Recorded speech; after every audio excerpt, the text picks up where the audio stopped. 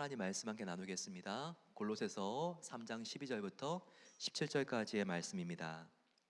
골로새서 3장 12절부터 17절까지의 말씀. 교회 광고를 하나 나누겠습니다.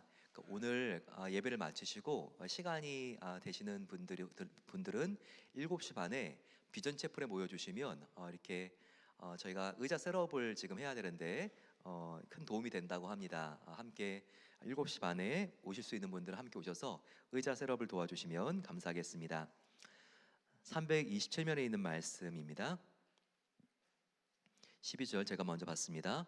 그러므로 너희는 하나님이 택하사 거룩하고 사랑받는 자처럼 긍휼과 자비와 겸손과 온유와 오래 참음을 옷 입고, 누가 누구에게 불만이 있거든 서로 용납하여 피차 용서하되 주께서 너희를 용서하신 것 같이 너희도 그리하고, 이 모든 것 위에 사랑을 더하라. 이는 온전히 매는 띠니라. 그리스도의 평강이 너희 마음을 주장하게 하라. 너희는 평강을 위하여 한 몸으로 부르심을 받았나니 너희는 또한 감사하는 자가 되라.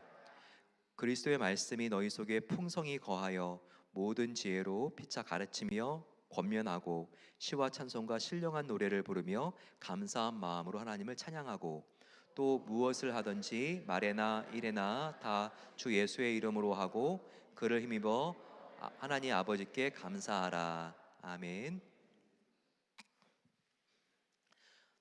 이 미국은 청교도 신앙으로 세워진 나라입니다. 청교도들이 종교의 자유를 찾아서 영국을 떠나서 네덜란드를 거치고 그리고 이 미국으로 왔죠. 정말 처음에 메이플라워에 150명이나 되는 많은 사람들이 탔지만 돌아오는 과정에서 많은 사람들이 대서양에서 또 물에 빠져 익사하고, 또 온 다음에 또 전염병에 걸려서 이렇게 절반도 남지 않은 상태에서 하나님께 감사 예배를 올려드린 것이 땡스기빙, 올해는 11월 네 번째 주에 있는데 우리 추수감사절이 되었습니다. 이렇게 미국은 감사에서 믿음으로 이렇게 부흥한 나라라는 것을 우리가 처음부터 알 수 있습니다. 감사는 우리가 하루를 살아갈 수 있는 힘입니다. 그래서 내가 이 가을과 겨울, 이 지금 4개월을 어떻게 지낼까 생각할 때 우리가 우리의 미래의 문을 여는 열쇠는 바로 이 감사라는 것을 절대 잊지 말아야 합니다. 그러면 성도가 어떻게 감사해야 될까요? 하나님께서는 감사할 것도 없는데 억지로 감사해야 돼 이렇게 강요하는 독재자가 아니십니다. 하나님은 반드시 감사해야 될 이유가 있기 때문에 우리에게 감사라고 하죠. 우리가 어떻게 감사할 수 있는가? 오늘 읽은 본문 말씀 보게 되면 3장 17절 말씀에 이렇게 나와 있습니다. 또 무엇을 하든지 말에나 일에나 다 주 예수의 이름으로 하고 그를 힘입어 하나님께 감사하라. 바로 하나님을 힘입을 때에만 우리가 감사할 수 있습니다. 나의 힘으로 쥐어 짜내야지 감사가 되는 게 아니라 우리가 하나님의 힘을 빌어야지만, 하나님의 힘을 빌려야지만 그 힘을 힘입어서 하나님께 감사가 되는 것입니다. 특별히 우리는요, 믿음으로 감사한 쪽을 봤을 때 감사한 마음이 생기고 우리의 삶이 감사로 물들기 시작한다는 것을 알아야 합니다. 저를 한번 따라해 주시면 감사하겠습니다. 네, 한번 저를 따라해 주세요. 믿음으로 감사한 쪽을 바라봅시다. 예, 그래야지 감사가 되는 겁니다. 미국의 역대 대통령들의 아내, 퍼스트 레이디를 봤을 때 가장 사랑받는 분들 중에 한 분이 루즈벨트의 아내였던 엘리너 루즈벨트 여사입니다. 이 여사는 정말 감사한 쪽을 믿음으로 바라보려고 노력했어요. 없는 게 아니라 있는 쪽을 바라봤습니다. 그리고 정말 안 되는 쪽이 아니라 되는 쪽을 바라보려고 했어요. 루즈벨트 대통령과 이 엘레나 여사 사이에는요 6명의 자녀가 있었습니다. 너무나 한 명 한 명이 아름답고 예쁜 자녀였는데, 근데 안타깝게 가장 아꼈던 플랭클린이라고 하는 이 아들이 이 세상을 떠나게 됩니다. 그때 대통령이 너무나 마음이 아파서 아내에게 정말 당신 괜찮냐고 이렇게 물었더니 이렇게 마음이 물론 힘들었겠지만 이렇게 대답을 했다고 합니다. 엘레너 여사가 여보, 참 어린 나의 아들이 플랭클린이 이 세상을 떠난 거는 너무 안타까운 일이에요. 하지만 그럼에도 저희들에게는 아직 하나님 안에서 키울 수 있는 5명의 자녀가 남아 있지 않아요? 오히려 이렇게 말해서 대통령이 위로를 받았다고 합니다. 그 뒤에 루즈벨트 대통령은 아주 극심한 관절염으로 평생 동안 휠체어를 타는 신세가 됐습니다. 그래서 마음이 너무나 약해진 루즈벨트 대통령이 아내 엘레나 여사에게 또 이렇게 말했다고 합니다. 당신은 장애인이 된 나를 사랑하세요? 이렇게 물었더니 엘레나 여사는 미소를 지으면서 이렇게 말했다고 합니다. 제가 당신과 결혼했지 당신의 다리와 결혼했는 줄 아세요? 이렇게 엘레나 여사는요 항상 없는 쪽이 아니라 아직도 남아있는 쪽, 안 되는 쪽이 아니라 되는 쪽, 이것을 바라보는 믿음이 있었다는 것입니다. 저와 여러분들도 어떻게 감사하는가? 그냥 되는 게 아니죠. 항상 우리는 믿음으로 감사한 편을, 그쪽을 바라봤을 때 감사하게 되는 것입니다. 이런 면에서 감사는 선택입니다. 어느 쪽을 바라보느냐, 바로 그 선택이 우리의 감사의 여부를 좌우하는 것입니다. 사도 바울은 어떤 상황 속에서도 감사해야 된다고 말하고 있습니다. 데살로니가에 보낸 편지 5장 18절 말씀을 보게 되면 범사에 감사하라. 이는 그리스도 예수 안에서 너희를 향하신 하나님의 뜻이니라. 범사에 감사하라. 이것은요 영어로 give thanks in all 모든 것에 all circumstances 모든 상황 속에 감사라고 하는 것이죠. 바로 이것을 사도 바울은 우리가 왜 감사해야 되는가? 감사는 마땅하기 때문에, 마땅한 하나님 뜻이기 때문에 감사해야 된다고 우리에게 말씀하고 있습니다. 그러면 제가 앞에서 말씀드린 것과 같이 하나님은 억지로 막 감사하라고 밀어붙이는 분이 아니신데, 우리가 어떻게 모든 상황 속에서 우리가 감사할 수 있을까요? 그 이유가 반드시 있습니다. 첫 번째 이유는요, 우리가 왜 감사해야 되는가? 감사하지 않으면요 정말 소중한 절호의 기회를 놓치게 됩니다. 감사하지 않을 때 우리는 하나님이 우리를 위하여 예비해 놓으신 기회를 우리가 볼 수 있는 바로 그 눈이 상실돼 버립니다. 미국 오하이오 주의 신시내티에 비누 공장을 설립한 분이 계셨습니다. 그분은 할레이 프록터라고 하는 회장이었는데요, 아주 신앙이 신실한 분이었습니다. 그런데 이분은 정말 상황이 좋을 때나 나쁠 때나 항상 범사에 정말 감사하는 분이었습니다. 한 번은 직원의 실수로 이 비누를 만들어야 되는데 실험을 할 때 작동 시간을 잘못 맞추는 바람에 엉뚱한 비누가 그냥 만들어지고 말았어요. 이 플록터 사장은요 굉장히 마음속에 분노와 그리고 또 화가 나고 흥분할 수도 있는데요, 그러지 않았습니다. 오히려 이런 상황을 주신 데에도 하나님의 뭔가 뜻이 있겠지라는 생각을 그가 갖고요, 감사하면서 왜 이렇게 잘못된 비누가 나왔을까 원인을 침착하게 분석합니다. 그러면서 아주 특이한 사실을 발견했는데요, 이 비누의 문제가 너무나 가볍다는 거였어요. 심지어 물에 가라앉지 않을 정도로 그렇게 물에 뜰 정도로 그렇게 가벼웠습니다. 근데 생각을 하면서 이게 문제일까? 오히려 기회가 아닐까? 뭔가 목욕을 할 때 비누가 바닥에 가라앉지 않고 뜨는 거는 오히려 이것은 좋은 일이 아닐까? 역발상을 하면서 아이보리 비누를 처음으로 발명하게 되었습니다. 이 역발상으로 아이보리 비누는요 전 세계적으로 선풍적인 인기를 끄는 세계 최고의 비누 회사가 되었습니다. 플록터 회장처럼 절체절명의 위기의 순간에 감사하는 것은 그 순간적으로 참 쉽지가 않죠. 하지만 감사하면서 우리가 그 문제를 바라봤을 때 이 문제 안에 기회가 숨어 있다는 것을 우리는 보게 됩니다. 여러분들 위기가 찾아왔을 때 위기를 위기로만 끝내기를 원하세요? 아니면 위기 속에서 하나님이 나에게 예비해 놓으신 절호의 기회와 계획을 붙잡기를 원하시나요? 그러면 이런 절체절명의 위기라고 느껴지는 순간에 우리는 감사한 쪽을 선택해야 합니다. 그러면 우리가 또 왜 하나님께 감사해야 될까요? 위기 속에는 기회가 숨어 있기 때문에 감사해야 된다고 말씀을 드렸는데, 두 번째 이유는요, 우리가 왜 감사해야 되는가? 평범한 삶 자체가 감사이기 때문입니다. 우리 인체에 있는 혈관의 길이는 정말 대단합니다. 예, 심지어 이게 9만 6천 킬로가 넘는데요. 지구의 두 바퀴를 돌고도 반을 더 감을 만큼 우리 몸에 혈관이 흐르고 있어요.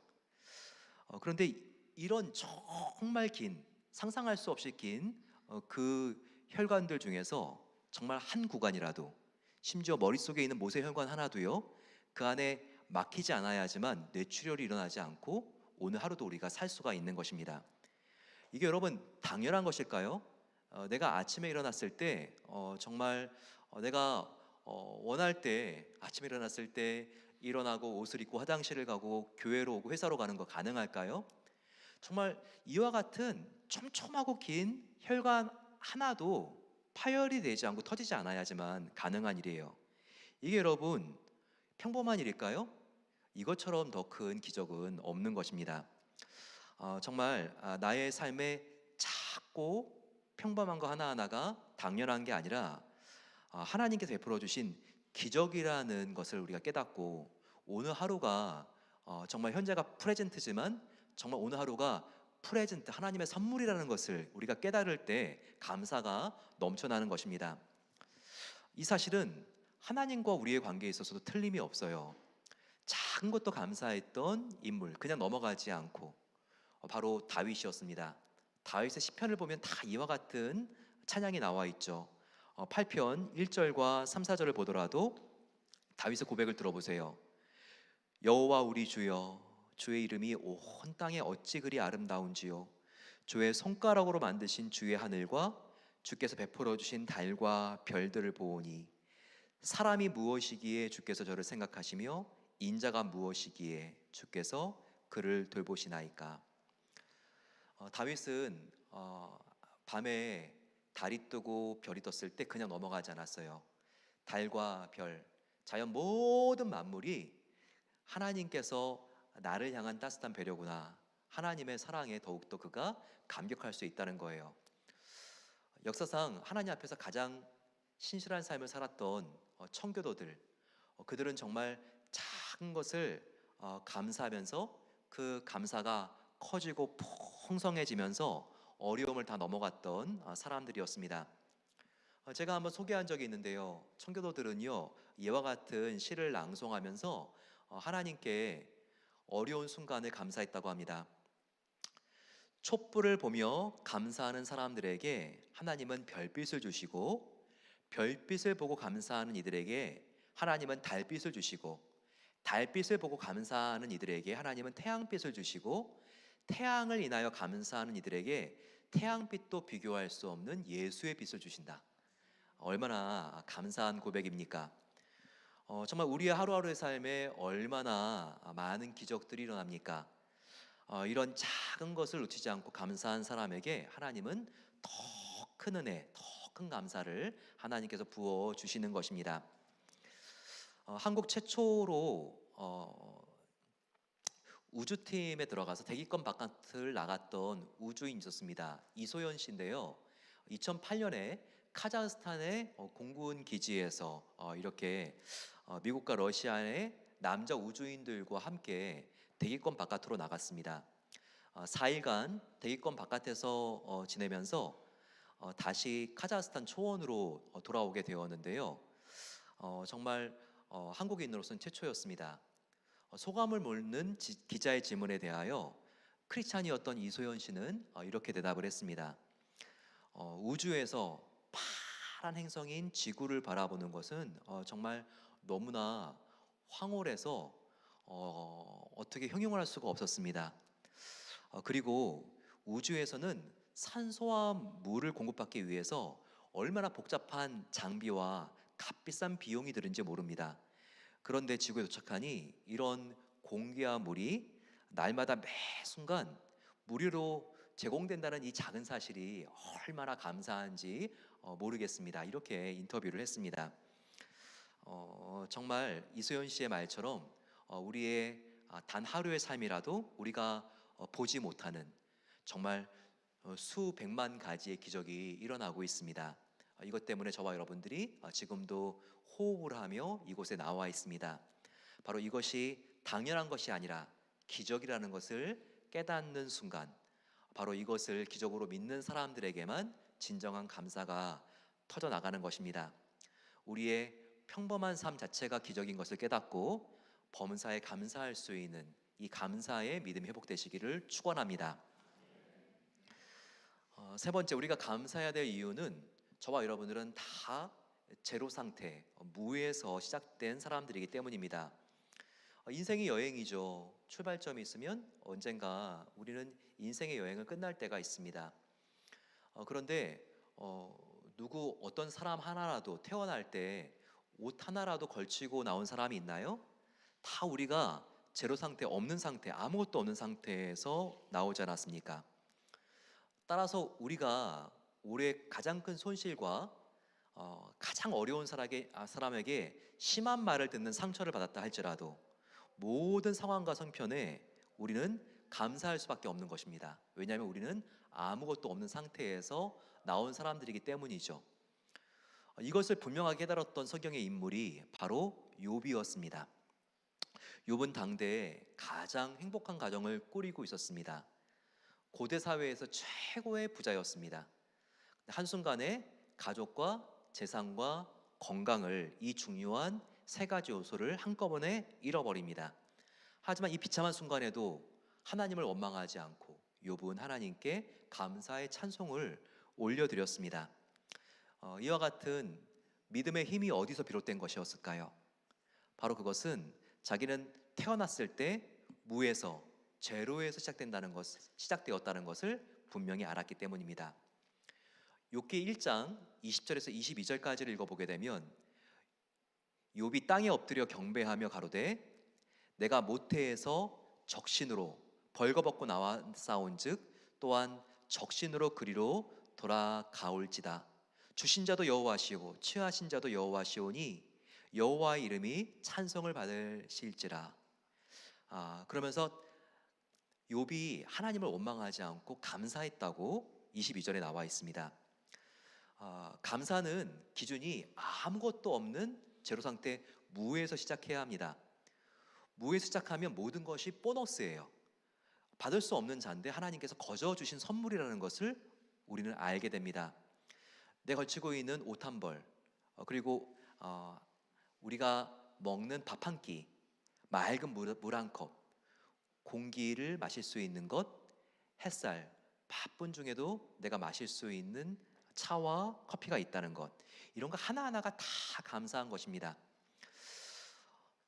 정말 어느 것 하나도 우리가 태어날 때 준비해서 가지고 나온 것이 없습니다. 다 하나님이 사람들을 통해서, 부모님을 통해서, 이웃들을 통해서 우리에게 정말 전달해 주셨기 때문에 나에게 온 것이죠. 전쟁터에서 아들을 잃은 부부가 있었습니다. 이라크 전쟁에 나갔던 아들로부터 편지가 오지 않고 이상하게 생각했던 부모는 정말 이 자녀의 전사 소식을 들은 다음에 너무나 처음에는 아팠지만 정말 믿음으로 함께 기도하면서 그럼에도 불구하고 하나님이 참 감사하다, 사람으로서는 할 수 없는 생각을 하게 됩니다. 그러면서 이것을 알게 되었을 때 하나님 앞에 헌금을 드릴 마음의 결심을 하게 되었습니다. 감사헌금 봉투에는 이렇게 쓰여 있었습니다.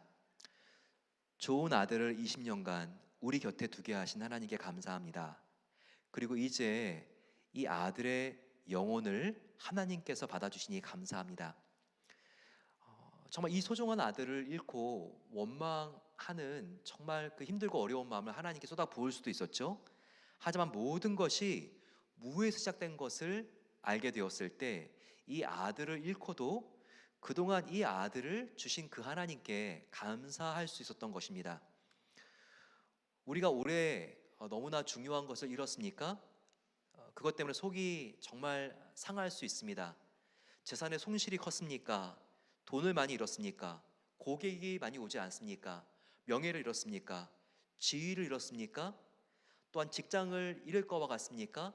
또한 건강을 잃은 분들이 계십니까? 하지만 이런 것들 하나도, 어느 것 하나도 저와 여러분들이 처음부터 이 세상에 가지고 나온 게 있습니까? 그렇다면 우리가 고백할 수 있는 게 지금까지 하나님이 그것을 우리에게 맡겨주셨다는 거예요. 이 자격 없는 자에게 하나님께서 맡겨주셨다는 것입니다. 이것을 인정한다면 우리는 그것을 지금까지 이 부족한 자에게 맡겨주신 그 하나님께 감사할 수 있다는 거예요. 그리고 또한 하나님이 나의 것을 빼앗아 갔다는 생각이 아니라 부족한 자에게 맡겨주신 것을 되찾으셨으면 더욱더 좋은 것으로 하나님께서 또 공급해 주실 것이라고 하는 이 믿음이 있어야 한다는 것입니다. 모든 것이 내 것이 아니라 하나님으로부터 온 것이라는 것을 감사할 수 있다면 어떤 상황 속에서도, 어떤 어려운 사람 앞에서도 우리는 감사할 수 있습니다. 이와 같은 믿음을 가지고 승리하게 되시기를 축원합니다. 마지막으로 우리가 범사에 감사할 수 있고 감사해야 되는 이유는 하나님은 나처럼 약하고 깨지기 쉬운 자를, 실수투성이인 나 같은 사람을 하나님은 받아주시기 때문입니다. 우리가 감사할 때 가장 우리를 방해하는 주범이 있다면 바로 그것은 비교의식과 열등감일 수 있습니다. 정말 나보다 대학도 빨리 들어가고 또 취직도 더 좋은 회사에 하고 승진이 빠르고 좋은 집이 있는 사람을 봤을 때, 또 외모나 신체 조건이 나보다 훨씬 더 출중한 사람을 봤을 때, 정말 부모님께 처음부터 물려받은 유산이 많은 사람을 봤을 때, 자녀를 너무나 잘 키우는 사람을 봤을 때 우리는 정말 그 사람을 축복해주고 싶지만 한편으로 마음이 씁쓸해지는 것도 어쩔 수 없는 인간적인 연약함입니다. 그러면서 그러지 말아야 되는데 나와 비교하게 되죠. 나는 왠지 그 사람보다 무능한 것 같고 뭔가 이렇게 인생을 내가 잘 산 것 같지 않아서 우울해지고 참 마음이 힘들면서 감사가 그냥 다 증발되어 버리는 그런 상황들이 참 많습니다. 하지만 우리의 비교의 의식에 대해서 한 번 더 우리가 깊이 생각해 볼 그런 동화와 같은 이야기가 있습니다. 항아리를 만드는 한 가게가 있었습니다. 그 가게는 정말 아름다운 항아리들이 만들어지고 진열되어 있었습니다. 그런데 한 구석에 깨지고 금이 간 볼품없는 한 항아리가 있었습니다. 주인은 계속해서 좋은 항아리를 만들었고 그 가게에는 계속해서 빛나는 항아리들이 진열되기 시작합니다. 그러자 어느 순간부터 못생겼다고 생각을 하고 금이 같다고 생각하는 이 항아리는 걱정이 생겼습니다. 그러면서 이렇게 멋진 항아리들이 줄줄이 들어오는데 언젠가 주인은 나를 버릴 거야, 이런 위기감을 느끼기 시작한 겁니다. 그런데 주인은 이상하게 이 투박하게 생긴 항아리를 버리지 않았습니다. 소중하게 잘 간직을 했습니다.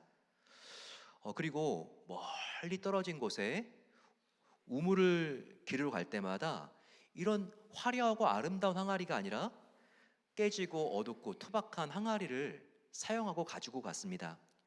이 항아리는 궁금한 마음이 들었어요. 왜 주인님은 아름다운 항아리도 많은데 왜 나처럼 볼품없는 항아리를 사용할까? 그래서 하루는 주인님에게 살짝 물어보았습니다.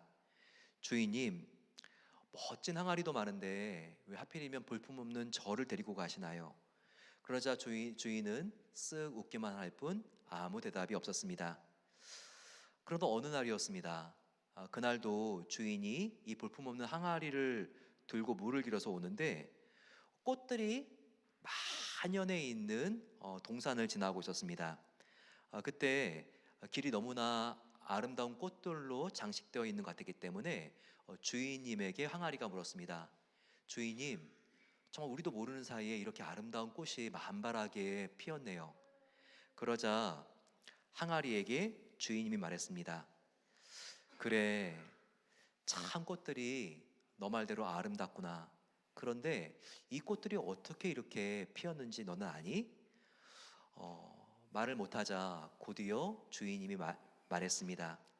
내가 너를 안고 우물가에서 물을 기르러 올 때마다 너의 금이 가고 깨진 틈새를 통해서 물이 흘러나와서 이렇게 저 꽃들이 아름답게 핀 거지. 그때야 항아리는 주인님의 깊은 뜻을 알게 되었습니다.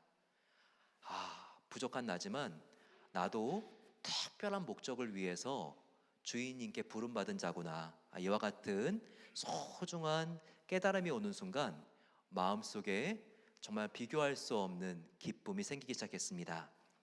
여러분, 이 이야기 어떠세요? 참 저도 이 이야기를 들으면서 느끼는 바가 많았습니다. 성경은 왜 저와 여러분들을 하필이면 깨지기 쉬운 질그릇의 비유를 하고 있습니까? 질그릇은 투박하고 어둡고 무엇보다도 깨지기가 쉽습니다. 참 아슬아슬하죠. 우리의 모습을 보게 되면 어떻게 나같이 아슬아슬한 사람이 있을까? 작은 일에도 무너지고 쓰러지고 폭발하기도 쉽고, 하지만 아무리 꾸며도 볼품없고 초라해 보이는 그릇 같아도 우리가 왜 소중한가? 바로 질그릇 같은 저와 여러분들 안에 보물이 들어와 있기 때문입니다.